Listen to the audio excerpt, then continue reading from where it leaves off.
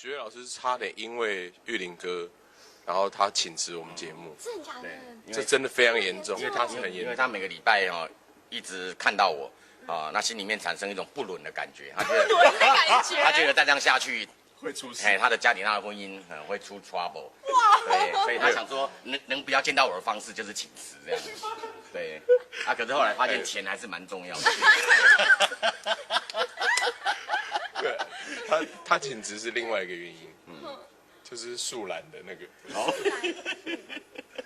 因为有一次我们想说他博学多闻啊，他不止在英文涉猎很广泛，他在生物学来讲他也算是专家。对，所以我们就讲说像羊的叫声咩，狗的叫声汪汪，部落的狗是汪汪的啦，汪汪的啦哈。那我们就问他说，那你有一种动物叫树懒，你知道吗？树懒，对，树懒那个长长的嘛。对对对，我们就问他说，你有听过树懒叫的声音吗？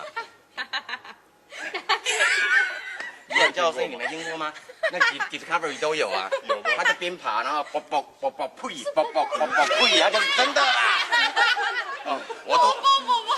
我多年来一直在推广树懒叫的声音，你们自己去啊！那人会啊，啵啵叫钱啊！你们去上 YouTube 找树懒的影片。配钱呢？不他就是这样啊，啵啵啵啵呸，啵啵啵啵啵啵呸，那就是他的一个声音，不然为什么要咩？哇塞，难怪他会想请辞啊！请辞啊，这种人神共愤的。对，因为主要是说，因为我讲出来就算，因为他后来有一次，燕哥，我问过人家说树懒叫的声音不是那样，因为他去问，他跑去问，问动物才是这样。